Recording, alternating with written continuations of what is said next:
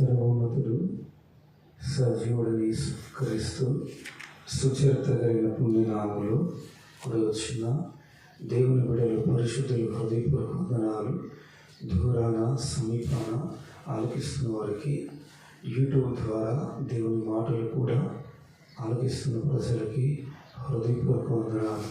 ప్రభువారు ప్రతి ఒక్కరిని ఆశీర్వదించునుగాక. కృపలతో అందరినీ బలపరచులాగున యేసు ప్రభు వారికి స్తోత్రములు చెల్లిందామా.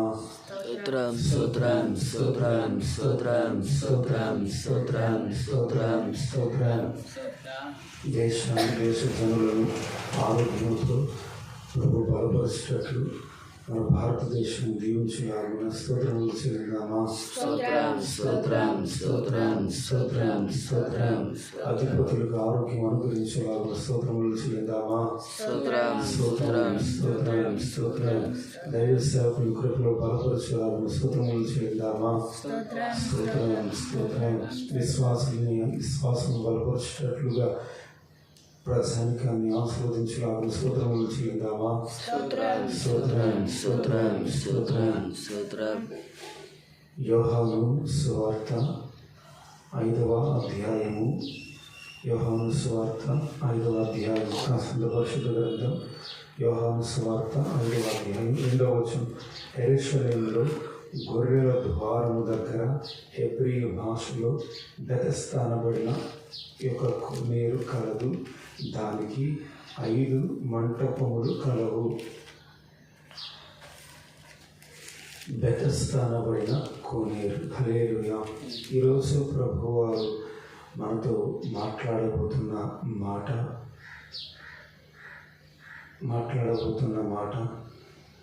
5 మంటపములతో నిలిచిన బెతెస్దా కోనేటి అనుభవాలు. 5 మంటపములతో నిలిచిన బెతెస్దా కోనేటి అనుభవాలు. హల్లెలూయా. బెతెస్దా కోనేటి అనుభవాలు. ఈ అనుభవాల్లో మీ జీవితాలు ముందుకు నడిపించబడాలి. దైవికమైన, ఆధ్యాత్మికమైన, ఉన్నతమైన తత్వంలో మీ జీవితాలు ముందుకు నడిపించబడాలి. బెతెస్దా అనబడుతున్న ఈ కోనేటి అనుభవంలో మీ జీవితాలు ముందుకు నడిపించబడునుగాక. దేవుడు సజీవుడు, సమృద్ధికరముగా జీవితాలు ఆశీర్వదించేవాడు.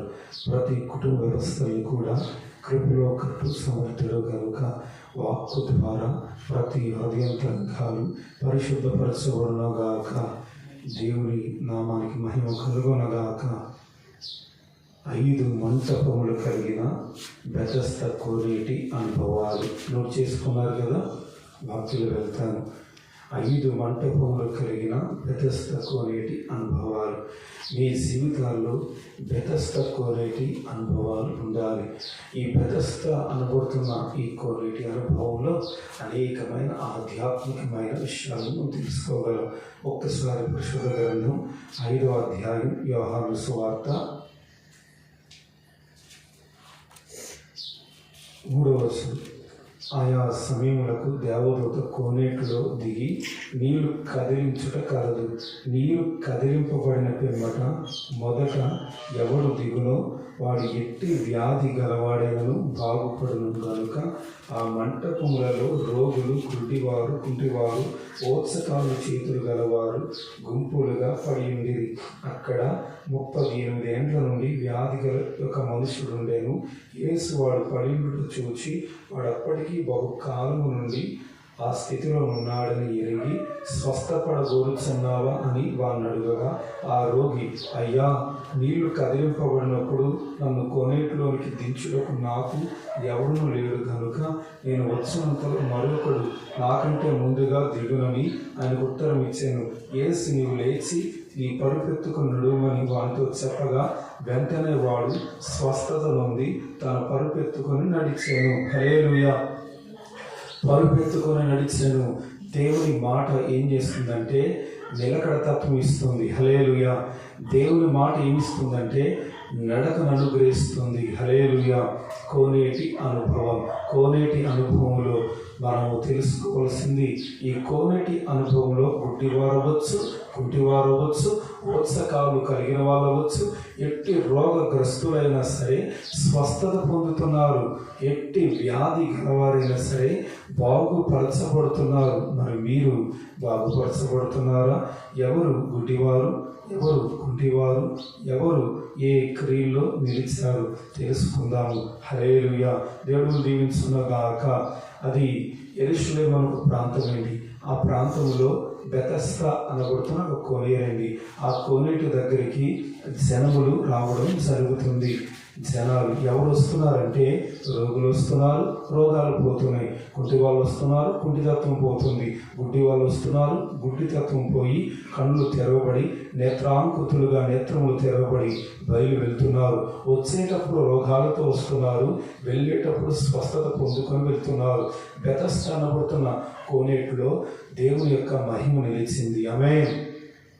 దేవదూత వచ్చి ఆ కోనేటిని తాకగాని గుడ్డివాడు పడితే చూపు వస్తుంది. గుడ్డివాడు ఆ కోనేటి దగ్గర వెళితే ఆ కోనేటి జలమును ఆ వ్యక్తి తాకితే, ఆ కోనేటి జలము ఆ వ్యక్తి దేహాన్ని తాకితే స్వస్థత కలుగుతుంది. హల్లెలూయా.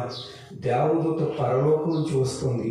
దేవదూత వచ్చి తాకితే స్వస్థత కలుగుతుంది. హల్లెలూయా. బైబిల్ ప్రకారముగా దేవదూతలు ఉన్నాయి, ఏంజల్స్ దేవదూతలు ఉన్నాయి, కానీ అంతరిక్ష మనుషులు లేరు. హల్లెలూయా. అంతరిక్ష మనుషులు లేరు. చాలామంది అంతరిక్షం నుంచి ఏలియన్స్ వస్తారు, ఇదంతా కల్పన కథలు, ఎవ్వరూ రారు. దేవదూతలు మాత్రమే దేవుని పరిచర్య చేయడానికి దేవుని సముఖం నుంచి ముందుకు నడిపించబడడం జరుగుతుంది. దేవుని మాట మనకు శ్వాస అవ్వాలి, ఆయన వాక్యం విశ్వాస అవ్వాలి. ప్రార్థించేవాడు పరిశుద్ధుడు అవుతాడు, పాపం చేసేవాడు దుర్మార్గుడు అవుతాడు. పాపం చేసేవాడు ప్రార్థన చేయడు, ప్రార్థించేవాడు పాపం చేయడు. ప్రార్థన కోసం నిద్రను వదిలి నిలిచేవాడు నీతిమంతుడు అవుతాడు. నిద్ర అంతా అయిపోయిన తర్వాత ప్రార్థన చేస్తుంటే దేవుని దృష్టిలో పాపం అవుతుంది. అర్థమవుతుందా? ఉదయకాలము వేకువని లేచి నీవు నీ హృదయంను కడుక్కోవడానికి దైవ కృప కోసం కనిపెట్టాలి. ఎవరైతే దైవ కృప కోసం కనిపెడతారో వారి నేత్రములు తెరవబడతాయి. హల్లెలూయా. మీ నేత్రములు తెరవబడుతున్నాయా? మీరు ఎక్కడ నిలిచారో మీ జీవితాలు ఎలా ఉన్నాయో ఒకసారి చూసుకోండి. హల్లెలూయా. యేసుక్రీస్తు ప్రభువారు ఇదిగో ఈ కుంటి తత్వముతో జీవితాలు పడిపోయిన వారిని కూడా లేవనెత్తే దేవుడు కనుక మీ జీవితాల్లో ఎక్కడ మీరు పడిపోయారో ఒక్కసారి చూసుకోండి. యేసు ప్రభువారు నడకనిచ్చిన దేవుడు, యేసు ప్రభువారు ఆరోగ్యం ఇచ్చే దేవుడు, యేసు ప్రభువారు మనశ్శాంతి ఇచ్చే దేవుడు. దైవ వాక్యం మిమ్మల్ని దీవించునుగాక, దేవుని మాట మిమ్మల్ని ఆశీర్వదించునుగాక. ప్రియ జనమ, క్రీస్తునందు మీ జీవితాలు ఎలా ఉన్నాయి? మీరు వేకువనే క్రీస్తు యొక్క కృప కోసం కనిపెడుతున్నారా? వేకువనే మీరు వాత్సల్యమైన దేవుని దైవ కృప కోసం అడుగులు వేస్తున్నారా? ఉదయకాలము ప్రతి హృదయాలు కడగబడాలి, ప్రతి జీవితాలు పరిశుద్ధపరచబడాలి, పాత్రలు శుద్ధీకరించబడాలి. హల్లెలూయా. కోనేటి అనుభవంలోనికి నువ్వు రావాలంటే నీ పాత్ర శుద్ధీకరించబడాలి. నీ పాత్ర వెలుపల మాత్రమే కాదు, నీ పాత్ర బయట మాత్రమే కాదు, లోపల కూడా శుద్ధీకరించబడాలి. పాత్ర అంటే మనిషి హృదయం.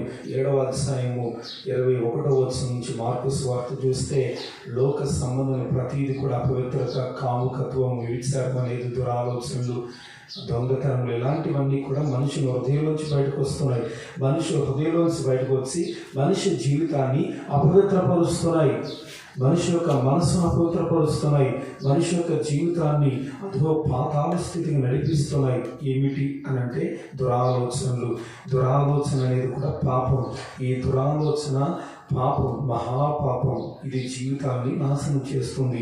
స్వార్థముతో కూడిన జీవితాలు, ఎంతో సంపాదించాలి సంపాదించాలి సంపాదించాలి, ధనమే సర్వం ధనమే సర్వం విర్రవీగిన వాళ్ళు లాస్ట్ వారి జీవితాలు నాశనం చేసుకున్నారు.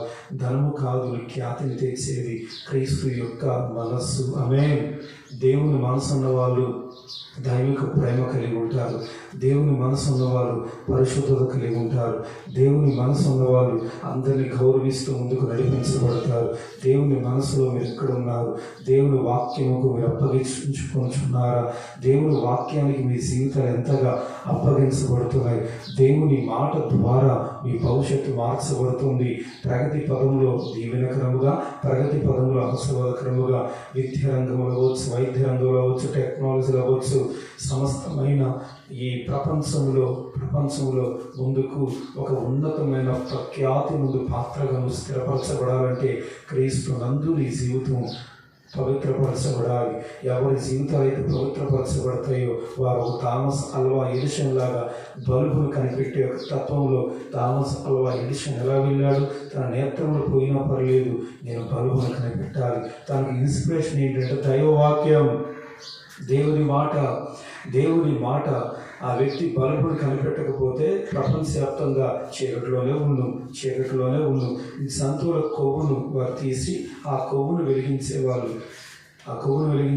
ఏ రాజులైనా పార్టీలు చేసుకుంటే ఆ కొవ్వు ఉదయం వరకు కూడా ఎన్ని జంతువులను బలిచ్చేవారు, ఆ కొవ్వుని వాళ్ళు వెలిగిస్తూ వచ్చేవారు. అయితే జంతు జాతి ఇప్పటికి నశించిపోను. ప్రపంచవ్యాప్తంగా చాలా జంతువుల జాతులు నశించిపోయింది. ఇప్పటికి ఇంకా ఉన్నవి కూడా నశించిపోను. కానీ థామస్ అల్వా ఎడిషన్ బైబిల్లో మాట తను తాకింది. నేను లోకానికి వెలుగునే ఉన్నాను. వెలుగంటే త్రాగుడు, వ్యభిచారం, మోసం, అంధకార క్రియలు, లంచాలు, కపటతత్వ క్రియలు, వీటి నుంచి విడిపించేదే దేవుని వెలుగు, దేవుని వాక్యం బాగానే ఉంది. కానీ చీకటిలో చాలామంది బాహ్యంగా ఉంటున్నారు, దీపపు గుడ్డులు పెట్టుకుంటున్నారు. చాలామంది ఈ యొక్క కొవ్వుని వెలిగిస్తున్నారు. చాలా కుటుంబాల్లో వెలుతురు అనేది కనుమరుగవుతుంది. అందరూ వెలుతురులో ఉండాలని థామస్ అల్వా ఎడిషన్ తన నేత్రాలు పోయినా పర్లేదని ముందుకు వెళ్ళి బల్బును కనిపెట్టాడు. కాబట్టి అలాంటి థామస్ అల్వా ఎడిషన్లు ఎంతమంది ప్రస్తుత ప్రపంచంలో ఉన్నారు? చాలామంది నేటి బాల రేపటి పౌరులు కదా, కానీ నేటి బాల రేపటి గంజాయి వ్యక్తులుగా, త్రాగుబోతులుగా, తిరుగుబోతులుగా, వ్యభిచారులుగా అవుతున్నారు. వారి పునాది సరిగ్గా లేదు, వారి పాత్రలు సరిగ్గా లేవు. వారి జీవితంలో పాత్రలు పరిశుద్ధపరచబడాలి, వారి జీవితంలో పాత్రలు పవిత్రపరచబడాలి. పాత్రలు బయట మాత్రం కడగడం కాదు, కానీ హృదయంతరంగం అనే అనుభవాన్ని కూడా శుద్ధీకరించాలి. హృదయంతరంగం అనే అనుభవాన్ని యేసు వాక్యం ద్వారా శుద్ధీకరించాలి. దేవుని వాక్యం అనేది మనసును పరిశుద్ధపరుస్తుంది, జీవితాన్ని పరిశుద్ధపరుస్తుంది, నడవడికను పరిశుద్ధపరుస్తుంది, తలంపులను పరిశుద్ధపరుస్తుంది. ఆ పరిశుద్ధపరిచే దేవుని మాటకు నీవు అప్పగించుకొందువగాక. దేవుని మాటకు అప్పగించుకోవాలి.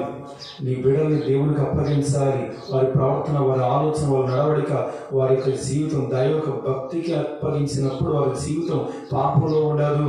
చాలామంది జీవితాలు పాపంలో జీవిస్తున్నారు, ధన వ్యామోహంలో జీవిస్తున్నారు. మీ జీవితాలు అలా ఉండకుండా మీరు పరిశుద్ధముగా జీవించాలనుకుంటే మీరు క్రీస్తుకు మీ జీవితాలు అప్పగించండి. క్రీస్తుకు అప్పగించిన జీవితాలు క్రైస్తవ సింహాసనాలుగా ఉంటాయి, క్రీస్తు సింహాసనాలుగా ఉంటాయి. క్రీస్తు లేని జీవితం, యేసు లేని నీ జీవితం పొందలేవు మోక్ష మార్గము, మోక్ష రహస్యము దినములు గడుచుచున్నవి. యేసు లేని నీ జీవితం పొందలేవు నిత్య రాజ్యం. ఎంతోమంది గుడ్డి వాళ్ళుగా చనిపోతున్నారు అంటే యేసు ప్రభు వారు లేని జీవితాలు, నేత్రాలు వెలిగించబడలేని అనుభవాలు. ఇక ఈ లోక మర్యాద చొప్పున వెళ్తున్నారు.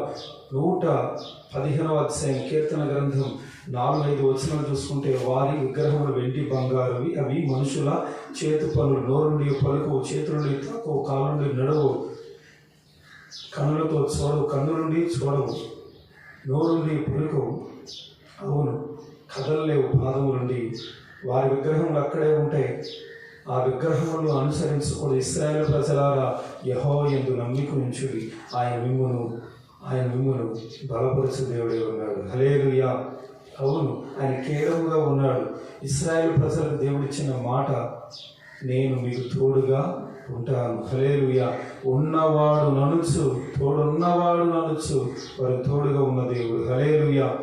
మోషేతో దేవుడు అంటారు, నువ్వెవరు ప్రభువా? ఉన్నవాడను, ఉన్నవాడు నా సన్నిధికి తోడుగా వచ్చును. హల్లెలూయా. దేవుని యొక్క దైవికమైన సన్నిధి తోడుగా నీ దగ్గరికి రావాలి. హల్లెలూయా. ఆయన సన్నిధి తోడుగా వస్తే మనసు నెమ్మదితో ఉంటుంది, మనసు సంతోషంతో ఉంటుంది, మనసు వికసిస్తుంది. హల్లెలూయా. నీ జీవితాలు వికసించాలంటే ఆయన సన్నిధి కాంతిలో వర్ధిల్లాలి. ఆ విధంగా దేవుడిని ఆశీర్వదించుగాక, దీవించుగాక. బబులోను సామ్రాజ్యము, ఆ సామ్రాజ్యంలో ఒక రాజు అండి. ఆ రాజు పేరు బెల్షాస్సర్. ఆ రాజుకి ఒకరోజు పాత్రలో మందు వేసుకొని తాగాలనిపించింది. యెరూషలేము నుంచి తేబడిన పాత్రలో మందు వేసుకున్నాడు. మందు అంటే బ్రాందీ, ద్రాక్షారసము, ఎరుపెక్కిన ద్రాక్షారసము, త్రాగుడు. ఈ త్రాగుడు అనేది ఎలా తయారు చేస్తారు? ద్రాక్ష పళ్ళు తీసుకొని కొన్ని నెలలు వాటన్నిటిని ఒక చోట ఒక బాణలో వేసి కొన్ని నెలల పాటు దాన్ని అలా మగ్గిపోయేటట్టు చేస్తారు. దాంట్లోంచి కొన్ని విషపూరితమైన వాయువులు బయటకు వస్తాయి. వాటిని తీసుకున్న తర్వాత మనిషి చచ్చిపోతాడన్నమాట. వాటిలో అనేక కెమికల్స్ కలిపి కొన్ని నెలల తర్వాత వాటిలో పురుగులు గట్ట బయటకు వస్తాయి. రసి కాలిపోతుంది అన్నమాట. పురుగులు గట్ట బయటకు వస్తాయి. వాటిలో మొత్తం అంతా కూడా ఆ పురుగులు ఇవన్నీ మిక్సీ చేసేస్తారు. అందులో అనేక కెమికల్స్ కలిపి ఆ తరువాత అమ్మడం జరుగుతుంది. మనుషుడు అపవిత్రుడు అవుతాడు. సామెతల గ్రంథం 20వ అధ్యాయము 1వ వచనం చూస్తే మద్యం అల్లరి పుట్టించును. చాలా గొప్పవాళ్ళండి అల్లరికర్తలు అయిపోతున్నారు. చాలా గొప్పవాళ్ళు అల్లరికర్తలు. 12వ అధ్యాయము రోమీయులకు రాసిన పత్రిక 13వ అధ్యాయం రోమీయులకు రాసిన పత్రిక చదువుకుంటే 13వ అధ్యాయం రోమీయులకు రాసిన పత్రిక 13వ వచనం, అల్లరితో కొన్ని ఆటపాటలు మీరు ఉండకూడదు. చాలామంది అండి మందుకు బానిసలై అల్లరితో కొన్ని ఆటపాటల క్రియలు వెళ్ళిపోతున్నారు. మందుకు బానిసలై జీవితాలు నాశనం చేసుకుంటున్నారు. మందుకు బానిసై అపవిత్రమైన త్రోవలకు వెళ్తున్నారు. మందుకు బానిసై వ్యభిచారానికి అలవాటు అవుతున్నారు. మందుకు బానిసై అక్రమాలకు అలవాటు అవుతున్నారు. మందుకు బానిసై దొంగతనాలు ఎడిక్ట్ అవుతున్నారు. మందుకు బానిసై దేశ కీర్తిని అఘోరపరుస్తున్నారు. మందుకు బానిసై దేశానికి వారు చేస్తున్నది దౌర్భాగ్యమైన క్రియలు చేస్తున్న వారు కూడా ఉన్నారు. కాబట్టి ప్రియ జనమా, మీ జీవితాల్లో మీరు ఏమి పాటిస్తున్నారు? మీరు దేవుని మందిరానికి పరిశుద్ధులుగానే అవ్వాలి. దేవుని మందిరము మీ హృదయమే. మీ హృదయం అనేది దేవుని ఆలయం. చర్చ్ అనేది సమాజం అంతా కూడుకొని ఆరాధించే స్థలం. నీ హృదయం అనే ఆలయాన్ని పాడు చేసుకోకూడదు. ఆలయం పాడైతే నీ జీవితం పాడైపోయినట్లే. ఆ ఆలయమే దేవుని సన్నిధి. నీ ఇల్లే దేవుని సన్నిధి. నువ్వు ఎక్కడైతే వ్యాపారం చేస్తున్నావో అది దేవుని సన్నిధి. ఈ భూప్రపంచం దేవుని సన్నిధి. ఈ భూప్రపంచం మీద దేవుని ఆరాధన, దేవుని యొక్క కృప, దేవుని యొక్క మహిమగా మనం మారాలి. మనలో ఆయన ఉండాలి, ఆయనలో మనం ఉండాలి. అందుకే ఉన్నవాడవనొచ్చు, తోడున్నవాడవనొచ్చు. ఆయన మన చెంత నిలిచిన దేవుడు. మరి ఆయనకి మనం ఏమిస్తున్నాం? బెల్షాస్సరును కొడుతున్న ఆయన యెరూషలేము నుంచి తేబడిన ఆ యొక్క పాత్రలు ఏం చేశాడంటే అందులో మందు పోసుకొని త్రాగుతుండగా దేవుని హస్తం వచ్చి మెన్నె టెక్కలో పారిసే అంటే హస్తం వచ్చింది. నీ రాజ్యం చూసా, నీ రాజ్యాన్ని తూకం వేస్తే నీ రాజ్యము ఇదిగో ఈ విధంగా కనబడింది. చూద్దామా? దానియేలు గ్రంథం తెరవండి ప్రియజనమా. దానియేలు గ్రంథం 5వ అధ్యాయం దానియేలు గ్రంథం 24వ వచనం. కావున ఆయన ఎదుటి నుండి ఈ అరచేయి వచ్చి ఈ వ్రాతను వ్రాసిన శాసనం ఏదనగా మెన్నె టెక్కలు పార్సింగ్. ఈ వాక్య భావం ఏమనగా మినే అనగా దేవుడు నీ ప్రభుత్వ విషయంలో లెక్క చూచి దాన్ని ముగించిన. టెకెల్ అనగా ఆయన నిన్ను త్రాసులో తోచగా నీవు తక్కువగా కనబడితివి. పెరేస్ అనగా ఈ రాజ్యం యుద్ధ నుండి వివాదంతోబడి మాదీయులకును పారసికులకును ఇయ్యబడును. హల్లెలూయా. బెల్షాస్సర్ ఇదిగో ఈ ఆజ్ఞ ఇయ్యబడుతుంది. హల్లెలూయా. ఈ ఆజ్ఞ ఇయ్యబడుతుంది. నీ జీవితంలో దైవికమైన మాటను కలిగి మీరు జీవించాలి. గొప్ప రాజే, కానీ దేవుని యొక్క ఉగ్రతకు ఆ వ్యక్తి జీవితం అప్పగించబడింది. పాత్ర శుద్ధీకరించబడలేదు. పాత్ర గర్వంతో ఉంది. ఈయన జీవితం అనే పాత్ర గర్వంతో ఉంది. నన్ను ఎవరు ఏం చేయలేరని గర్వం. దేవుని యొక్క యెరూషలేము నుంచి తేబడిన ఆ పాత్రలో మందు పోసుకున్నాడు. తనతో పాటు ఉన్నవాళ్ళు తను కలిసి బ్రాందీ తాగుతున్నారు.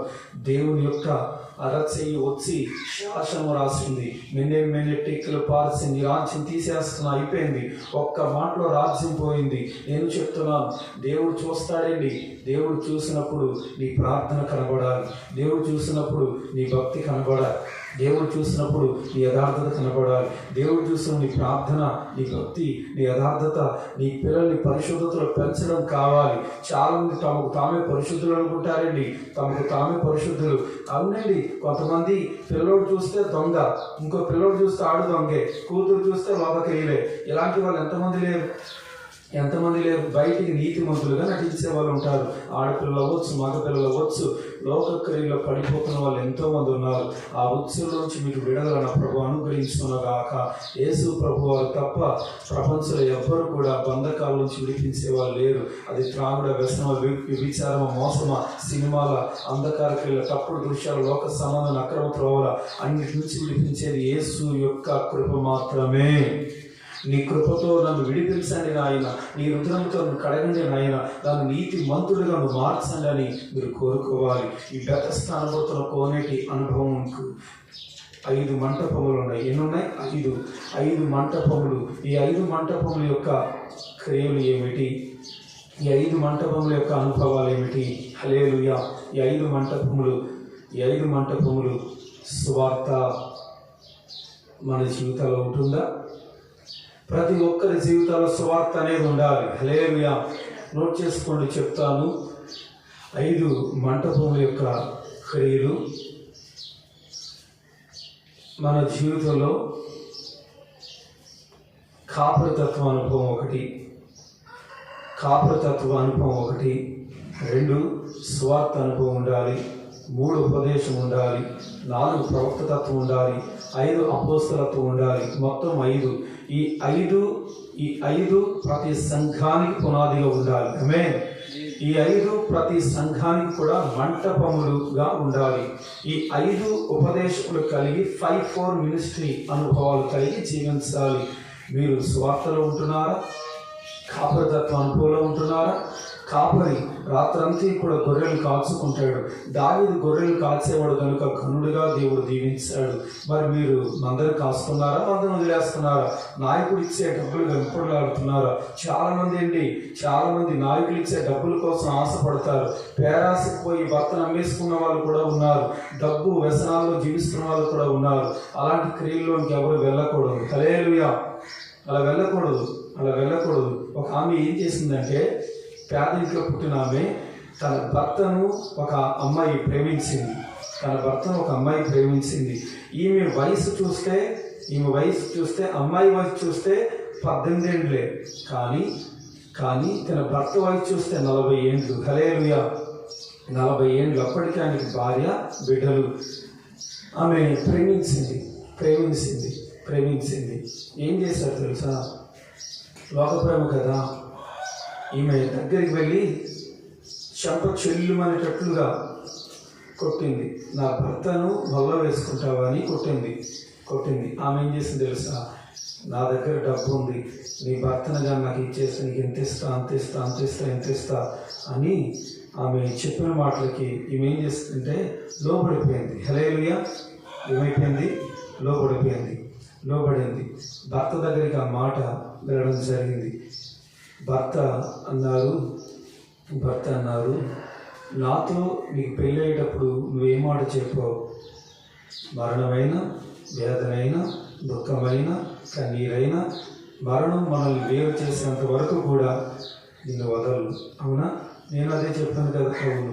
ఇంకా మరణం మనం వేరు చేయలేదు కనుక ఇలాంటి వాళ్ళు ఎంతోమంది వస్తారు, ఏదో ఒకటి అంటారు. నేను ఆ ఉత్సులో పడను. జాగ్రత్త. డబ్బు అనేది ఈరోజు ఉంటుంది, రేపన్న దినాన పోతుంది. ఇప్పటికైనా నీ మనసు సరి చేసుకుని ఇలాంటి వీటిని నమ్మకు. నేను కష్టపడుతున్నాను కదా, ఉన్న దాంట్లోనే సుఖమతో సంతోషంతో ఉందాం. లేని దానికి వద్దు, నిచ్చిన అనుభవాలు వద్దని భర్త చెప్పాడు. ఆ మాటకి ఆమె లోబడింది. కానీ ఆమె మనసులో మాత్రం భర్తని అమ్మేసింది. హల్లెలూయా. కాళ్ళ మీద పడి ఏడుస్తుంది. ఏంటి, నేను మిమ్మల్ని అమ్మేశానండి, నా భర్తను అడిగి వస్తాను అని నేను వచ్చాను. అదిగో ఆ మాట తీరులో అమ్మేసి ఆమె మాట తీరులో పడిపోయింది. మాట తీరులో పడిపోవడమే పాపమైతే అది క్రియారూపంలో జరిగిస్తే, అది నిజంగా క్రియారూపంలో జరిగిస్తే ఇన్ని కొంపలు, ఎన్ని జీవితాలు ఏమైపోతాయి? హల్లెలూయా! ఇన్ని జీవితాలు ఏమైపోతాయి? మీ కాపురాలు ఏమైపోతాయి? హల్లెలూయా! ఆమెకి ఆలోచన కూడా వచ్చింది ఎక్కడి నుంచి? భర్త అడిగాడంటే, నీకు ఈ ఆలోచన ఎక్కడి నుంచి పుట్టింది? నేను సినిమాలు చూస్తున్నాను కదా, అందులోంచి పుట్టింది. అందులో ఒక సినిమా ప్రభావం నన్ను పట్టుకుంది, అందులోంచి పుట్టింది. హల్లెలూయా! ఈ వ్యక్తి అన్నాడంట, యేసు ప్రభు వారిని నమ్ముకున్నాం కదా, ప్రభువుని నమ్ముకున్నప్పుడు సినిమాలు అవసరమా? ఇంట్లో ఈ టీవీ ఉండడం వల్లే కదా నువ్వు సినిమాలు చూస్తున్నావు. నేను తీసేస్తున్నానా? వ్యక్తి తీసేశాడు. ఆ ఇంట్లో కుటుంబ ప్రార్థన, వ్యక్తిగత ప్రార్థన, స్తోత్ర ప్రార్థన, బిడ్డల భవిష్యత్తు దీవెనకరంగా ఉంది. హల్లెలూయా! కొన్ని సంవత్సరాల తర్వాత ఆ అమ్మాయి ఒక చోట తన భర్తకు తనకు పిచ్చిగా కనిపించింది. ఆ అమ్మాయి, ఇదేంటో ఈ అమ్మాయిని ఎక్కడో చూశానంటే గుర్తొచ్చింది. నాతో ఛాలెంజ్ చేసింది కదా, నీ భర్తను నేను నీకు దక్కనే కూడా చేస్తాను, నేను నీ భర్తను పెళ్లి చేసుకుంటాను ఎన్నో అన్నది కదా, ఏంటి ఇలా అయిపోయింది? ఆ అమ్మాయిని పట్టుకొని ఇంటికి తీసుకొని వెళ్ళి వైద్యులకు చూపించి తర్వాత ఆమెను జాగ్రత్తగా వాళ్ళ కుటుంబ సభ్యులకి అప్పగించడం జరిగింది.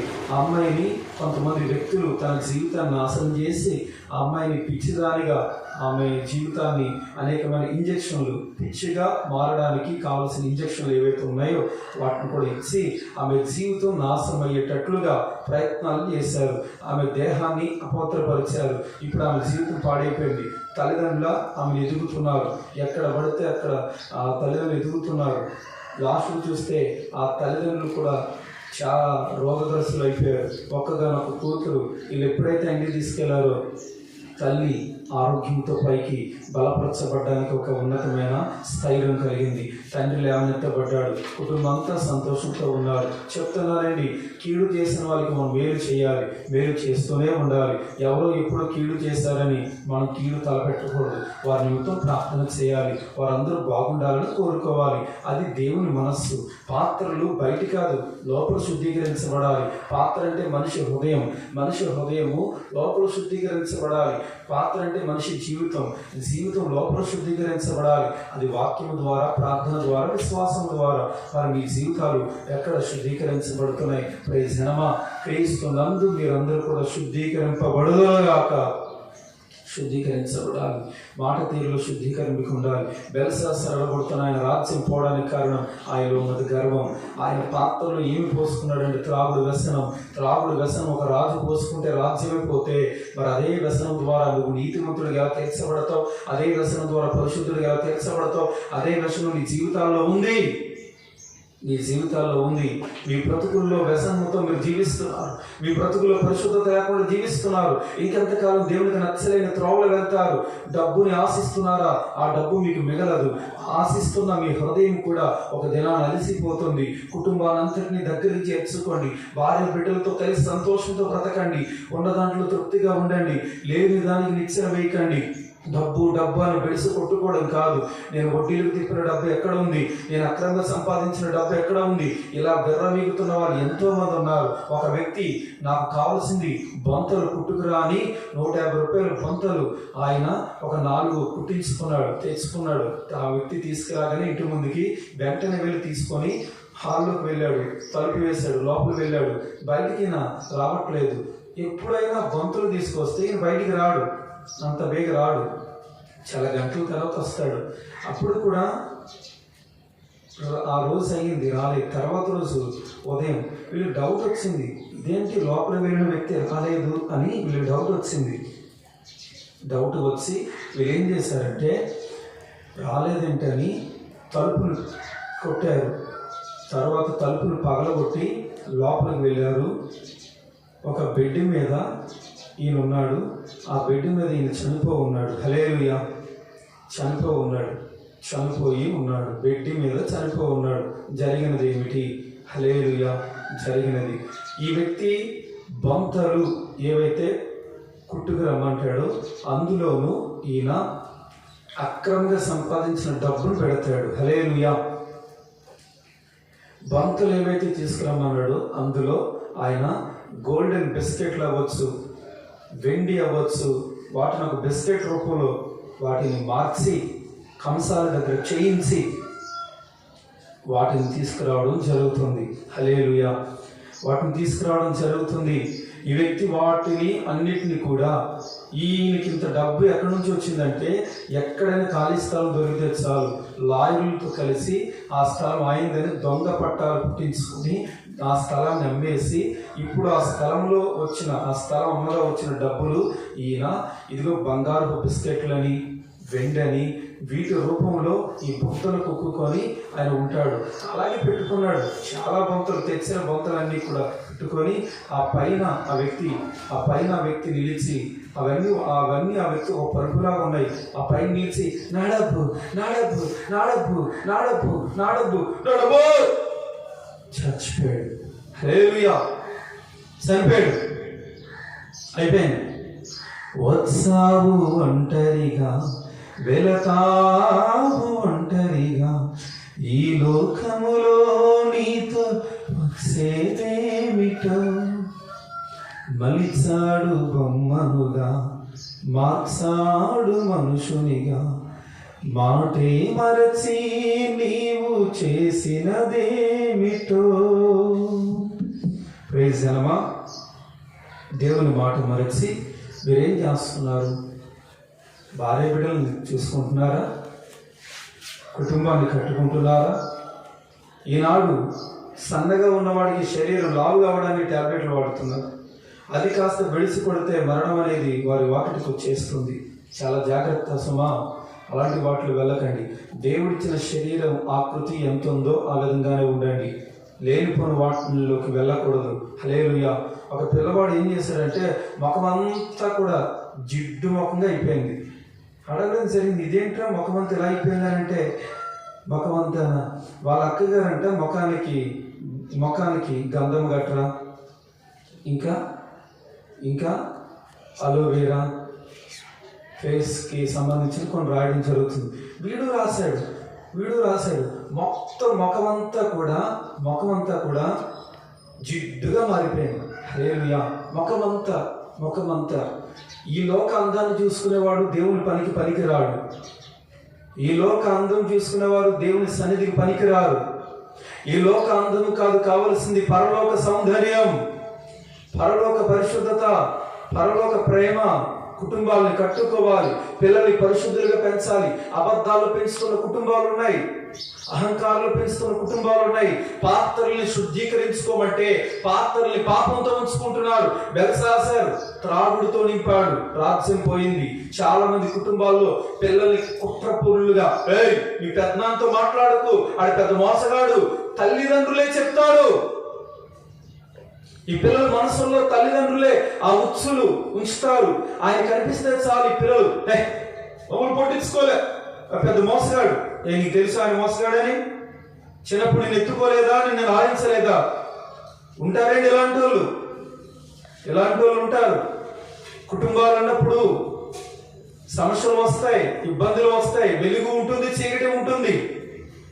వెలుగు వచ్చినప్పుడు ఆనందపడవచ్చు, చీకటి సమస్య వచ్చినప్పుడు కన్నీటిలోకి వెళ్ళొచ్చు. కానీ కన్నీటిలోకి వెళ్ళినంత మాత్రం వెలుగు లేదని అంటామా? లేదు కదా, అలా అనలేము కదా. వెలుగు ఉంటుంది, కుటుంబం ఉంటుంది, కుటుంబాన్ని కట్టుకోవాలి. కుటుంబంతో అందరూ చనిపోయిన తర్వాత ఎవరో బంధువు చనిపోయిన తర్వాత పోగవడం కాదు, బ్రతుకుండగానే అందరూ ఐక్యముతో ఉండాలి. హల్లెలూయా. బ్రతుకుండగానే. ఈనాడండి ఎవరైనా చనిపోతే చాలండి. పూర్వం అయితే అందరూ గ్రామం అంతా ఎవరైనా చనిపోతే ఒక చోట కూర్చొని అయ్యో చనిపోయాడు అబ్బాయి, అయ్యో చనిపోయింది అమ్మాయి అని అందరూ కూర్చొని ఉండేవాళ్ళు. కానీ నేటి దినాల్లో ఏంటి తెలుసా? నేటి దినాల్లో పరిశుద్ధత లేదు, పవిత్రత లేదు. ఫేస్బుక్లు చచ్చిపోతాయి, యూట్యూబ్లు చచ్చిపోతాయి, ఇన్స్టాగ్రామ్లు చనిపోతాయి. ఫోటోలు పెట్టుకోవడం తప్ప ఆదరించే అనుభవం ఉందా? ఎవరైనా చనిపోతే వాళ్ళు ఏమైనా మీ ఇంటికి కీడు చేసేస్తారా చెప్పండి? చేయరు కదా. ఎందుకు భయపడతారు? ఎవరైనా చనిపోతే కాకిని పిలిచి కాకి రా తిను చచ్చిపోయినాడు వస్తాడా? రాడు. 12వ అధ్యాయం 7వ వచనం ప్రసంగి గ్రంథం. మన్నైంది వెనకటి వారి మన్నగును, ఆత్మ దయచేసిన దేవుని ఎదుగు వెళ్ళిపోతుంది. హల్లెలూయా. మీరు ఎలా ఉన్నారు? మీ జీవితాలలో ఉన్న ఒకసారి చూసుకోండి. హల్లెలూయా. కాపురితత్వం, కుటుంబాన్ని కాపాడుకునే గుణం. 3వ అధ్యాయం ఆదికాండం చివరి వచనం చూస్తే, కెరూబు మండుతుంది, కెరూబు కావలి కాస్తుంది. కెరూబు అంటే దేవుని యొక్క అగ్ని స్వాల అనుభవం. కెరూబు అంటే దేవుని యొక్క దేవదూత అనుభవం. మనం ఒక దేవదూతలా మారిపోవాలి. చర్చికి వెళ్ళే ప్రతి ఒక్కరు పరలోకి వెళ్ళండి. దేవదూతలాగా మారినవాడు, యేసయ్యలాగా మారినవాడు వెళ్తాడు. కాపరి సంఘాన్ని కాపాడుకోవాలి. నువ్వు కుటుంబానికి ఒక కాపరిగా నీ కుటుంబాన్ని కాపాడుకోవాలి. నీ కుటుంబంలోనికి విచార సంబంధమైన క్రియలు రాకూడదు. నీ పిల్లలు ఏ దృశ్యాలు చూస్తున్నారో చూడండి. బయటికి అందరూ నీతిమంతులే కానీ లోపల చూస్తే తెలుస్తుంది హృదయంలో ఏ నీతి ఉందో, ఏ అపవిత్రత ఉందో, ఏ పరిశుద్ధత ఉందో బయటికి కనబడుతుంది. హల్లెలూయా. మొక్కలు అతికించి పాటలు తయారు చేసుకొని పెట్టుకునే వాళ్ళు ఎంతో మంది నాకు తెలుసు. లాస్ట్ వాళ్ళ జీవితాలు వాక్యాధారంగా నిలబడవు. హల్లెలూయా.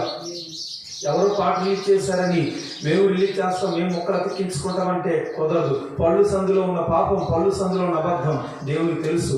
చాలా మంది జీవితాలు అలాగే నాశనం అయిపోతున్నాయి. చాలా కుటుంబాలు నాశనం అయిపోతున్నాయి. పిల్లవాడు అబద్ధం ఆడితే తల్లి తండ్రులు ఆ పిల్లవాడిని ఖండించాలి. కానీ ఈనాడు అబద్ధం ఆడి తెస్తున్న డబ్బును కాజేస్తున్నారు. హల్లెలూయా. కాజేస్తున్నారు. ఎక్కడ చూసిన డబ్బు. చాలా జాగ్రత్తగా ఉండాలి. స్కూల్కి వెళ్తున్న పిల్లలు అవ్వచ్చు, చాలా జాగ్రత్తగా ఉండాలి. కుటుంబాలు జాగ్రత్తగా ఉండాలి. చాలా యథార్థమైన మనసు కలిగి ఉండాలి. ఒక చోటండి ఒక అమ్మాయి 10th క్లాస్ చదువుతున్న అమ్మాయి ఏం చేసిందంటే, టీచర్ దగ్గరికి వెళ్ళి, మా ఇంట్లో పరిస్థితి బాగోదండి, మా నాన్నకి ఆరోగ్యం బాగోదండి, మా తమ్ముళ్ళకి మా చెల్లికి అసలు ఆరోగ్యం బాగోడదండి అని చెప్పి ఆ ఫోన్ నెంబర్ కూడా తీసుకొని సడన్గా ఫోన్ చేసి, అండి మీతో ఒక మాట చెప్పాలని ఉందండి మేడం గారు, మా ఇంట్లో పరిస్థితి ఎలా ఉందండి, ఒక 1000 రూపాయలు ఉంటే ఇవ్వండి స్లోగా. ఆమె దగ్గర 1000, 2000, 3000, 4000. ఒకసారి సడన్గా మా నాన్నగారు హాస్పిటల్ ఇచ్చారండి, 10,000 సాయం చేయండి. ఉనుపు తీసుకుని ఇచ్చేసారు కదా, 10,000 సాయం చేసింది. హల్లెలూయా. తర్వాత 10,000 ఇచ్చేసారు. ఒకసారి సడన్గా అమ్మగారికి హార్ట్ స్ట్రోక్ వచ్చింది, హాస్పిటల్ పెట్టారు. 1,00,000 రూపాయలు కావాలి మేడం, ఎవరు బంధువుల దగ్గరికి వెళ్ళినా మమ్మల్ని ఎవరు కనికరించారు కదా, మీరు ఇవ్వండి. హల్లెలూయా. అంటే ఆ మేడం ఇంటికి వెళ్ళడం జరిగింది. ఆ అమ్మాయి ఆ మేడం ఏం చేసిందంటే వెంటనే డబ్బులు ఇచ్చింది. తర్వాత వీళ్ళు కనిపించలేదు, ఫోన్ లేదు, ఏమీ లేదు. ఇంటికి వెళ్తే ఇల్లు తాళం వేస్తుంది. వాళ్ళు ఉండడానికి ఇల్లు లేదు, ఇల్లు తాళం వేస్తుంది. అద్దీలు. వాళ్ళు ఎక్కడికి వెళ్ళిపోయారంటే దూర ప్రాంతం వెళ్ళిపోయారు. 1,00,000 రూపాయలు ఏమైపోయినాయి, పోయి. టీచర్లకు తెలిసింది, ఏమ్మా నీ 1,00,000 రూపాయలు కావ్య తీసుకుందంట కదా. అవును, నా దగ్గర 50,000 తీసుకోండి. మరి నీ దగ్గర? నా దగ్గర 20,000. నీ దగ్గర? ఇలా ఎగ్జామ్ మొదలుకొని అందరి దగ్గర డబ్బులు వసూలు చేసుకుని అమ్మాయి వెళ్ళిపోయిందంట. అబద్ధం ఎంత పని చేసింది. చిన్న అబద్ధమే పెద్ద మోసాన్ని తెచ్చిపెట్టింది. వీళ్ళు దేవుని సన్నిధికి పనికిరారు. వీరందరూ గుడ్డివారు దేవుని సన్నిధికి పనికిరారు. వీళ్ళ ఆత్మీయ నేత్రాలు తెరవబడిన వాళ్ళు కాదు, డబ్బు మత్తులు ఊగిసలాడేవారు. హల్లెలూయా. అవసరానికి వాడుకుని అవసరం తీరిపోయిన వదిలేసేవాళ్ళు. ఇలాంటి వాళ్ళు ఎక్కడైనా స్కూల్లో కనిపిస్తే చూడండి, టీచర్లు చెప్పండి, అలాంటి వాళ్ళకి డబ్బులు ఇవ్వకూడదండి. వాళ్ళు స్లోగా డబ్బులు లాక్కుంటారు, లాస్ట్కి మీ జీవితాలతో ఆటలాడుకుంటారు. స్కూల్లో టీచర్లు చెప్పాలి, కాలేజీలో టీచర్స్ చెప్పాలి. అర్థమవుతుందండి. ఈరోజు డబ్బులు తీసుకుని ఒక అమ్మాయి ఇంకొక అబ్బాయితో కలిసి అక్రమ త్రోవలు వెళ్తే ఆ టీచర్ డబ్బులు ఇస్తుంది కాబట్టి నేను ఇలా చేస్తున్నానంటే ఆ టీచర్ జాబ్ ఏమైపోద్ది, వాళ్ళ కుటుంబం ఏమైపోద్ది. సహాయం చేసినందుకు కుటుంబం అంతా సమాధి అయిపోవాలి. చాలా జాగ్రత్త సుమా. పిల్లల్ని కూడా నమ్మకూడదు. చాలా జాగ్రత్తగా టీచర్స్ అనబడుతున్న వాళ్ళు పిల్లల యొక్క జీవితాలని జాగ్రత్తగా గమనించాలి. దేవుడు దీవించునగాక, ఆశీర్వదించునగాక. కాపురితత్వం ఉండాలి, కాపాడుకోవాలి. అలాగే సువార్త ఉండాలి. ప్రతి సంఘాల సువార్త అనుభవం ఉండాలి. ఉన్నదన్నట్లు ఉపదేశం. ఎవడు డబ్బున్నోడు వచ్చాడనేసి ఉపదేశాన్ని మార్చడం కాదు, తప్పుని ఖండించడం. దొంగ వ్యాపారం, సారా వ్యాపారం, లంచాల, మోసాల అవి మానేసుకుంటే 2 అన్నారు. నేను మానుకుంటే చర్చికి రానిస్తా, మానుకుంటేనే రమ్మని చెప్తాను. మానుకున్నవాడు దేవుని మందిరంలో వర్ధిల్లుతాడు, మానుకోకపోతే వర్ధిల్లారు. అబద్ధం ఆడితే దేవుని రాజ్యంలో ఉండరంట. మరి అలాంటిది పాపం చేస్తే దేవుని రాజ్యంలో ఎలా ఉంటారు? నీకు నీవే నీతిమంతుడు అనుకుంటే ఎలా ఉంటావు? కొంతమంది ఉంటారండి, కొంతమంది సంఘం మారగానే మనం ఈ సంఘానికి వచ్చేసాం కదా, సంఘంలో బాప్తిసం తీసుకోవాలి, మళ్ళీ సంఘం మారగానే అక్కడ బాప్తిసం తీసుకోవాలి, ఇలా ఉంటారు కొంతమంది. బుద్ధి మారదు. నీరు నీరుగానే పోతుంది కదా. లైట్ హౌస్ బీచ్ లో నీళ్లు తక్కువ, ఎన్నిసార్లు మునిగినా సరే ఎప్పుడు వేసవ కాలంలో సెలవులకు వచ్చి మునిగి పైకి లెగుస్తారు, అంతే. నీరు నీరుగా పోతుంది. నీవు కూడా బాప్తిస్మని మునిగావు, నీరు నీరుగా పోయింది, కానీ మనసు మారలేదు కదా. మనసు మారలేని వాడు బాప్తిస్మని బోర్డు తగిలించుకున్నంత మాత్రాన పరలోక రాజ్యాన్ని వెళ్ళలేడు. నీకు ఎంతమంది ఇచ్చినా సరే, ప్రపంచ టాప్ సేవకులు ఇచ్చినా సరే, నువ్వు పరలోకి వెళ్ళవు. ఎందుకంటే నీ హృదయం మారలేదు. అక్క చెల్లెలతో అన్నదమ్ములతో సమాధానం నీ బతుకు లేదు కనుక నువ్వు వెళ్ళవు. అలాగిస్తున్నారా? సమాధానం ఉండాలి. బైబిల్లో ఉన్న మాట సమాధానం. బైబిల్ గ్రంథమే ఒక సమాధాన ఆలయం. ఈ పుస్తకం మాత్రమే పరలోకం చేరుస్తుంది. మీ జీవితాలలో ఉన్నాయి చూసుకోండి. దైవిక అనుభవాల్లో ఎక్కడ నిలిచారో చూసుకోండి. జనమ దైవిక వాత్సల్య కృపలో మీరు నిలబడాలి. అనుదిన దైవిక వాత్సల్య కృప మిమ్మల్ని ఆశీర్వదించుగాక. ఇదిగో కాపరి తత్వం నీకుందా, స్వార్థ తత్వం నీకుందా, ఉపదేశ తత్వం నీకుందా, ప్రవక్త తత్వం? పాపం చేస్తే ఖండించాలి. దావీదు చేసిన పాపంకి తన బిడ్డలందరి జీవితాలు పాడైపోయింది. పాపాన్ని ఖండించాలి. పాపాన్ని ఖండించే అనుభవం మీరు రావాలి. పాపాన్ని ఖండించాలి. మీరు ఎప్పుడైతే పాపాన్ని ఖండిస్తారో మీ పిల్లలు అక్రమ త్రోవలు వెళ్ళరు. ఎప్పుడైతే మీరు పాపాన్ని ఖండిస్తారో మీ పిల్లలు లోక మర్యాదను అనుసరించరు. ఈనాడు పిల్లల జీవితాలు పాడైపోవడం తల్లిదండ్రులు కూడా ఒక ఎత్తు. ఎప్పుడు పిల్లలు పట్టించుకోకుండా మా పని మాదే, మా డబ్బు మాదే అనుకుంటూ తిరుగుతున్నారు. ఒక ఆమె వడ్డీలకు తిప్పి 10 రూపాయల వడ్డీలండి, తిప్పి చచ్చిపోయింది. డబ్బు ఎంత సంపాదించింది తెలుసా? దరిదాపులో 50 లక్షలు సంపాదించింది. పుట్టింటి నుంచి ఆమె తెచ్చుకున్నది 5 లక్షలు మాత్రమే. 5 లక్షలతో 50 లక్షలు సంపాదించింది. 10 రూపాయల వడ్డీ. అసలు బైబిలే చెప్తుంది వడ్డీకి ఇస్తే చచ్చిపోతావని. 18-13 వచనం యెహెజ్కేలు గ్రంథం. అప్పిచ్చు వడ్డీ పుచ్చును హేమ క్రియ ఉంటే చచ్చిపోతావు. 24 వచనం చూస్తే నీతిపరుడు తన నీతిని వదిలి, 18-24 వచనం యెహెజ్కేలు గ్రంథం. నీతిపరుడు తన నీతిని విడిచి పాపం చేస్తే అతడు విశ్వాసఘాతుడి చేసిన పాపం బట్టి మరణం పొందుతాడు. వాడు పరలోకి వెళ్ళు.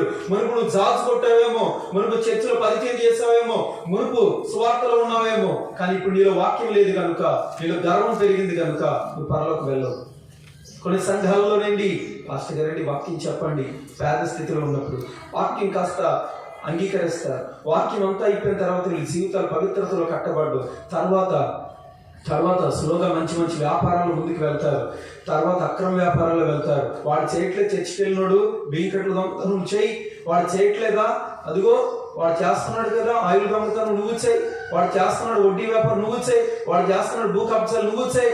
ఇలాంటి ఉత్సులు క్రియలు ఒక్కొక్కటి బయటకు వస్తాయి. వాటిలో పడితే పాస్టర్ గారు మా ఇంట్లో మీటింగ్ పెట్టాలి, రేపే మీరు రావాలి. అలాగే రయ్యమని వచ్చి మీటింగ్ పెడతారు. లోపల సినిమాలు ఉంటాయి, మందుబాట్లు ఉంటాయి, అక్రమాలు ఉంటాయి. ఎందుకు? మన భక్తిలో ఉన్నాడు, భక్తిహీనుడు అయిపోయాడు. ఇప్పుడు పాస్టర్ గారు వచ్చేది స్వార్థ చెప్పడానికి కాదు, డబ్బులు ఏరుకోవడానికి, శవాల మీద సెలవు ఏరుకోవడానికి. శవాలపై కాసులేరాలని కాచుకొని చూస్తుంటారు, నమ్మకు ఇలాలో ఎవరిని సాయం చేస్తారనుకొని. డబ్బున్నప్పుడు అందరూ వస్తారు, జబ్బున్నప్పుడు ఎవడు రాడు. పాపం అనే జబ్బు నుంచి విడిపించేది యేసు రక్తం మాత్రమే. ప్రియ జనమ కడగబడతారా దేవుని యొక్క రక్తము ద్వారా? ప్రియ జనమ శుద్ధీకరించబడతారా ఆయన వాక్యము ద్వారా? ప్రియ జనమ పరిశుద్ధపరచబడతారా ఆయన మాట ద్వారా? ఆయన మాట మిమ్మల్ని బ్రతికిస్తుంది, ఆయన మాట మిమ్మల్ని వికసింపజేస్తుంది. మీరు గుడ్డితనం పోవాలి అంటే ఈ లోక మర్యాదను మీరు అనుసరించకూడదు.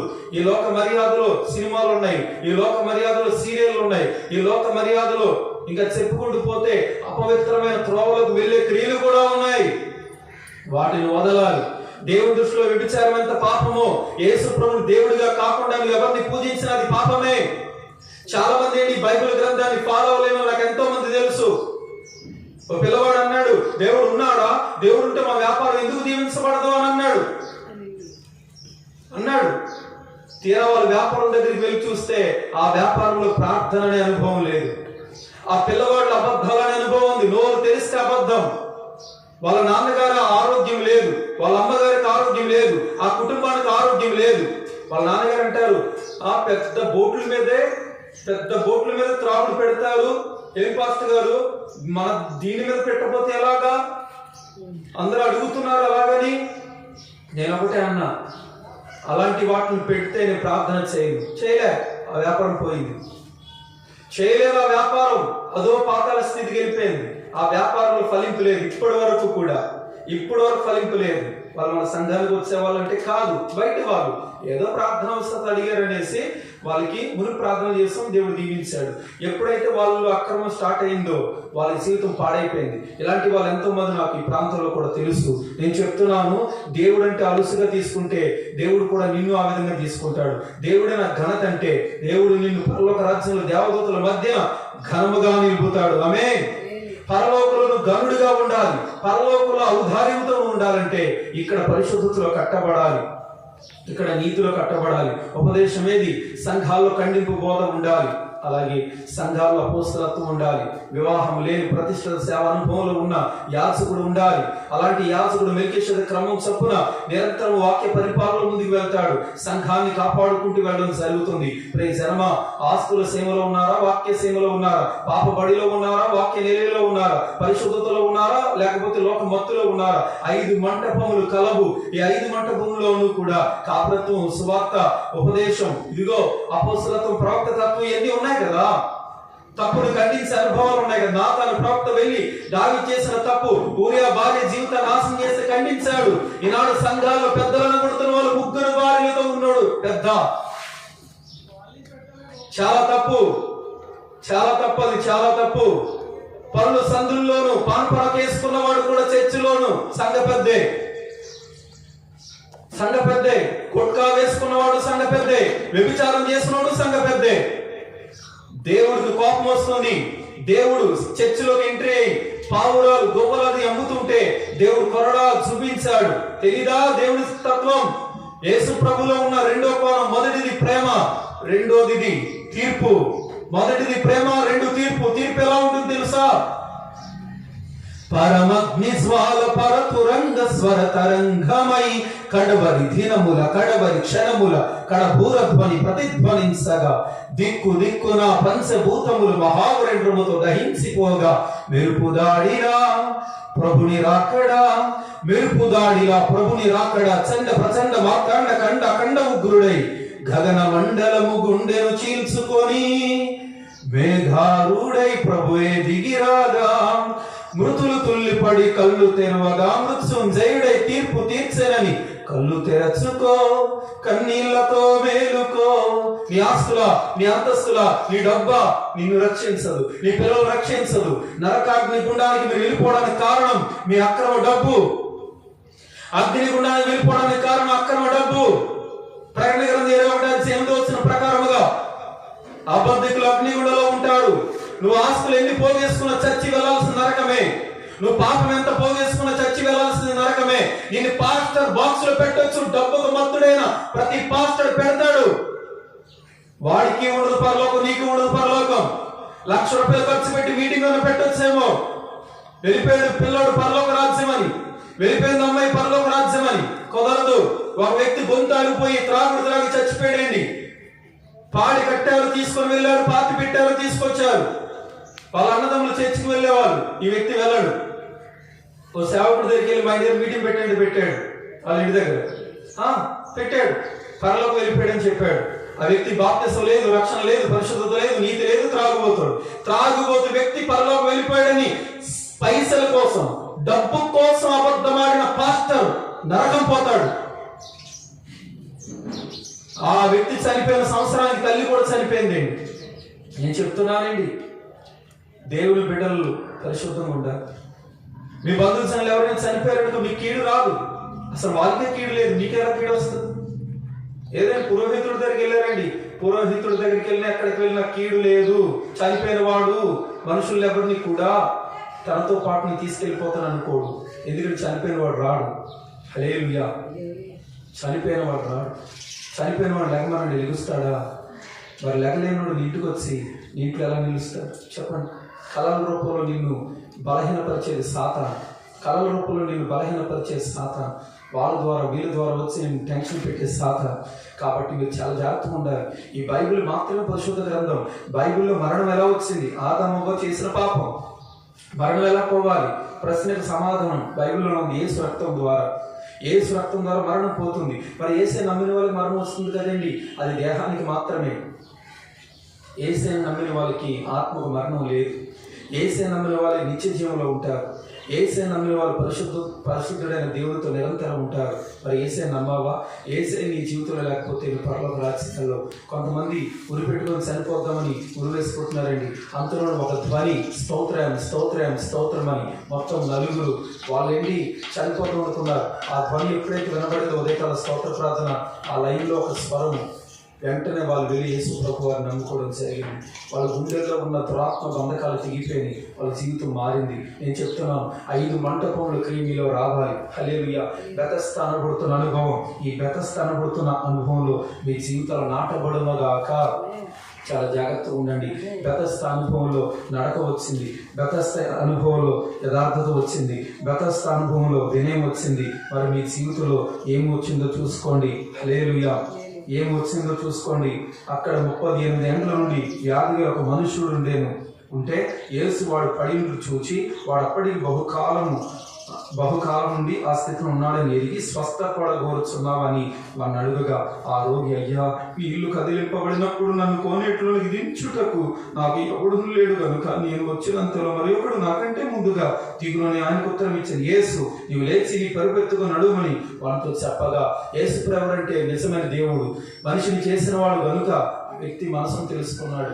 ఎంతో మంది అందులో పడుతున్నారు. గుడ్డి వారికి చూపు వస్తుంది, గుడ్డి వారికి నడక వస్తుంది, మగవారికి మాటలు వస్తున్నాయి. ప్రతి ఒక్కరు బాగవుతున్నారు బెతెస్దా కోనేటి అనుభవంలో. కానీ ఆ ప్రభువే నిజమైన బెతెస్దాగా ఆ వ్యక్తికి మాటను మాత్రమే సెలవివ్వగా ఆ మాట ద్వారా స్వస్థత. ఏసే మాట అనే ధ్వని నీకు స్వస్థత కలుగు చేయనుగాక. ఎక్కడ ఉన్నావు? బెల్షస్సర్ అనబడుతున్న ఆయన మందులు పోసుకున్నాడు, రాజ్యాన్ని దేవుడు తీసేశాడు. మరి నీ జీవితంలో చాలా సంఘాలు త్రాగిన, తిరిగిన, వ్యభిచారం చేసిన, తప్పుడు వ్యాసాలు వేసిన చర్చికి రాణిస్తారండి. అలాంటి సంఘాలన్నీ త్రాగుబోతుల విందులు, నరకాగ్నిగుండ ద్వారాలు, పరలోకానికి వెళ్ళేవి కాదు. ఒక వ్యక్తిని వచ్చి అడిగారు, నా పిల్లలకి నేను 3 పూటలు తిండి పెడుతున్నాను రా, నువ్వేం పెడుతున్నావు రా అనే వాళ్ళు ఉంటారు కదండి. అలా కొంతమంది మాట్లాడారు. ఒకడేమో తాగుబోతూ, తిరిగిపోతూ, దొంగ, వ్యభిచారి, ఇలా తప్పుడు పనులు చేసి సంపాదించిన డబ్బుతో విర్రవీగిన వాళ్ళు ఉన్నారు. ఈయన వాళ్ళ స్థితిని చూసి వాళ్ళు తినడానికి ఉంది, ఆహారం ఉంది, మంచి వస్త్రాలు ఉన్నాయి, బాగానే ఉన్నారు అనుకున్నాడు. చర్చిలోకి వెళ్ళి ప్రార్థన చేసుకుంటా ఉంటే ఎత్తైన ఒక కొండపైన తెల్లటి వస్త్రాలతో దేవుడు యేసు ప్రభువారు ఆయన పక్కన ఈయనే ఉన్నాడు. ఇప్పుడు ఈయన అన్న వాళ్ళు ఒక్కొక్కడు వచ్చి కాళ్ళు జారి పడిపోతున్నారు. ఎక్కడ పడిపోతున్నారు తెలుసా? కొండ పైనుంచి అగ్ని కుండలోనికి నరకలో పడిపోతున్నారు. ఇప్పుడు పరిభాషలో చెప్పాలంటే వ్యభిచారం చేస్తున్నాడు, నరకలో పడుతున్నాడు. వడ్డీలు తిప్పుతున్నాడు, నరకలో పడుతున్నాడు. అబద్ధికుడు నరకలో పడుతున్నాడు. అన్యాయం చేస్తున్నాడు, నరకలో పడుతున్నాడు. సినిమాలు చూస్తున్నాడు, నరకలో పడుతున్నాడు. వాక్యం లేని సంఘాలకు వెళ్ళే వాళ్ళు నరకలో పడుతున్నారు. వాక్యం లేని సంఘాలు 3 రోజులు మీటింగ్ గా తెల్ల బట్టలేసి పరిశుద్ధులుగా నటిస్తారు. తీరా అందరూ చూస్తే స్వార్థ ఉండదు, సేవకు తయారు చేయడం ఉండదు, పరిశుద్ధుల ఆరాధన ఉండదు, వాక్యం ఉన్నదన్నట్లు ఉండదు, పైపైన కథలు ఉంటాయి. లంచాలు మోసాలు చేసే వాళ్ళు కూడా అందులో పెద్దలుగా ఉంటారు. అర్థమవుతుందండి? అది అలాంటిది మనకు వద్దు. మనం పరిశుద్ధంగా బతుకుదాం. మనల్ని యేసయ్య బిడ్డలు, మనం యేసయ్య బిడ్డలుగానే జీవిద్దాం. యేసయ్య రక్తంతో కడగబడిన అనుభవం ఉంది కాబట్టి ఆ రక్తానికి విలువిద్దాం, ఆయన ఉపదేశానికి విలువిద్దాం, ఆయన పరిశుద్ధతకు విలువిద్దాం. ఆత్మ శరీర జీవం శుద్ధీకరించబడి మీరందరూ కూడా క్రీస్తులాగా మలచబడుదురుగాక. క్రీస్తులాగా మనసపడాలి. మీ మనస్సాక్షిని సరి చేసుకోండి, మీ హృదయాన్ని సరి చేసుకోండి, మీ జీవితాన్ని సరి చేసుకోండి, మీ తలంపులు సరి చేసుకోండి, మీ ఆలోచన సరి చేసుకోండి. ఒక స్త్రీతో తప్పుడుగా జీవిస్తారు వ్యభిచారం. అదే స్త్రీని మనసులో కోరుకొని నువ్వు తప్పుగా నీవు తలంపుల్లో తలంచుకొని పడకల్లో నువ్వు పాపముగా ఊహించుకుంటే అదే పాపం.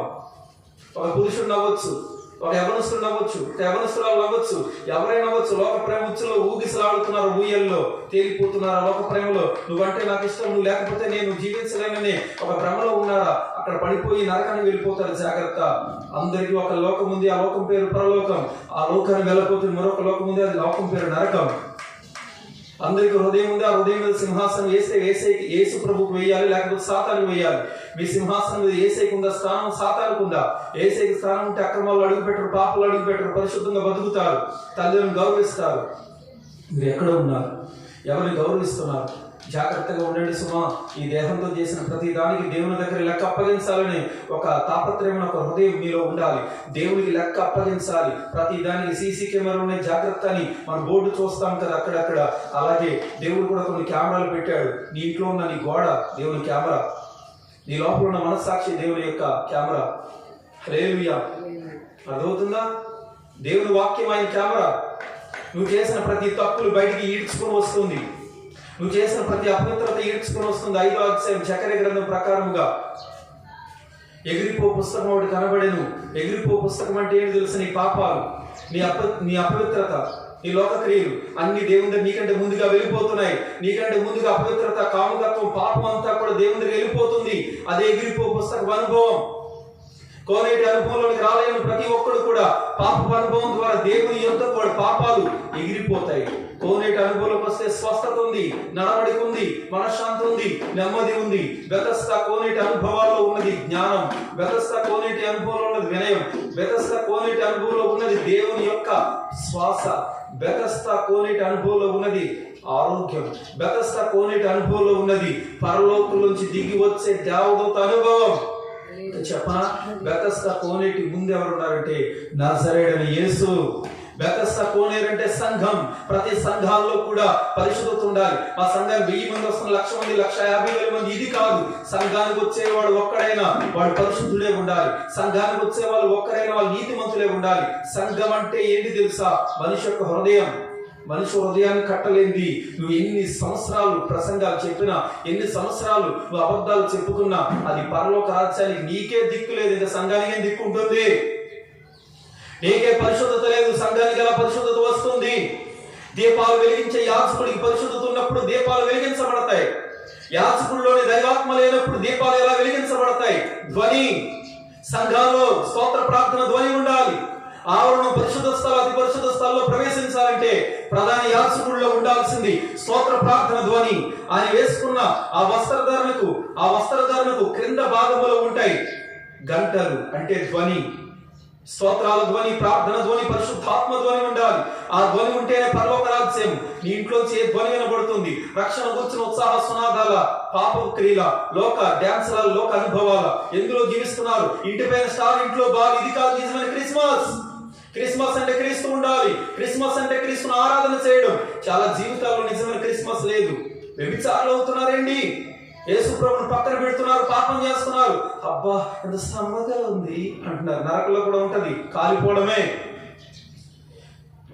73వ అధ్యాయం కీర్తన గ్రంథంలో ఆసాపు కనిపిస్తాడు. అదే ఆసాపు యేసు ప్రభు యొక్క పక్కన ఆయన కొండ పైన ఉన్నాడు. ఒక్కొక్కరు వెళ్ళి పడిపోతున్నారు. ఈ ఆసాపి ప్రార్థన చేసింది. ఈ ఆసాపి చర్చిలో వెళ్ళి ప్రార్థన చేసింది. ఏంటి మా బ్రతుకులు ఎలా ఉన్నాయి? తాగినవాడు, తిరిగినవాడు, తప్పుడు త్రోవలు వెళ్ళినవాడి స్థితి బాగుంది కదా అనుకుని ప్రార్థన చేసుకుంటే దేవుడు ఒక దర్శనం చూపించాడు. ఆ దర్శనంలో ఆసాపు దేవునితోనే ఉన్నాడు. పాటలు పాడుకునేవాడు దేవునితోనే ఉన్నాడు. పరిశుద్ధతలో ఉన్నవాడు దేవునితోనే ఉన్నాడు. కానీ అబద్ధాలు, అన్యాయం చేసిన వాళ్ళు మాత్రం నరకలో పడిపోతున్నారు. ప్రియజనమా, ఇక్కడ మీ కుటుంబాలు ఎక్కడ ఉన్నాయో చూసుకోవాలి. నరకం నిరంతరం ఉంటుంది. 1 రోజు 2 రోజులు కాదు, యుగ యుగాలు కాలుతూనే ఉండాలి. యేసు ప్రభు ఒక్కడే దేవుడు, ఇంకెవరు లేరు. యేసు ప్రభు ఒక్కడే దేవుడు. ఎలా చెప్పగలుగుతున్నారని అంటే, నాకు తండ్రి ఒక్కడే, నీకు తండ్రి ఒక్కడే, ప్రపంచాన్ని దేవుడు ఒక్కడే. దేవుడు ఒక్కడే. దేవుడు 2 3 100 మంది, కోట్ల మంది ఉండరు. దేవుడు ఒక్కడే ఉంటాడు. ఆయన పరిశుద్ధుడే ఉంటాడు. ఆయన వచ్చాడు, అందరూ రాళ్ళు వేస్తుంటే ఆయన మాత్రం రాయి వేయకుండా ఆపిన దేవుడు. తప్పు చేసిందని రాళ్ళు వేయడానికి వచ్చారు. కానీ ఆ ప్రభు తప్పు ఎవరైతే మీలో పాపం చేయాలి మొదట రాయి వేయమంటే ఒక్కడు కూడా వేయకుండా పోయాడు. అందరూ వెళ్ళిపోయారు. యేసు ప్రభు ఆమె జీవితాన్ని రాశాడు. ఆమేన్. క్రిందకు ఆయన వంగి రాశాడు వ్రేళ్లతో. ఆమె జీవితాన్ని పైకి లేపి ఇక మీదట పాపం చేయకుండా ఆమెను కాపాడాడు. ఆమేన్. పాపం చేయకుండా కాపాడే దేవుడు. ఆయన చేవ్రాత 2 విధాలుగా ఉంది. 1 దీవెన, 2 తీర్పు. దీవెనగా ఉంటావా, తీర్పుగా ఉంటావా? బెల్షాసర్కి దేవుని చేవ్రాత తీర్పుగా వచ్చింది. కానీ పాపం చేసిన స్త్రీకి ఆ రోజు నుంచి మార్పు తేయడానికి దేవుని చేవ్రాత వచ్చింది. పాపం నీలో ఉందేమో, మానుకో. పరిశుద్ధుడిగా నువ్వు జీవించడం ముందు అడుగువై ప్రార్థన చేసుకుందామా? ప్రార్థన చేసుకుందామా. యేసు ఎంతవరకు మనతో మాట్లాడారు. బెతస్తా అనుభవంలో మనం రావాలి. బెతస్తా అనే కోనేటి అనుభవంలోనికి, సంఘపు అనుభవంలోనికి మనం రావాలి. ఈ అనుభవంలోనికి మనం వచ్చినప్పుడు మన జీవితాలు ఆశీర్వాదకరంగా మార్చబడతాయి. ఈ అనుభవంలో మనం వచ్చినప్పుడు మన జీవితాలు దీవెనకరంగా మార్చబడతాయి. ప్రభు మాట్లాడిన ప్రతి మాటల కొరకు స్తోత్రాలు చెల్లిందామా. స్తోత్రం స్తోత్రం స్తోత్రం స్తోత్రం స్తోత్రం స్తోత్రం స్తోత్రం స్తోత్రం స్తోత్రం కృపలతో నింపేళ్ళు స్తోత్రాలు చెల్లిందామా. స్తోత్రం స్తోత్రం స్తోత్రం స్తోత్రం స్తోత్రం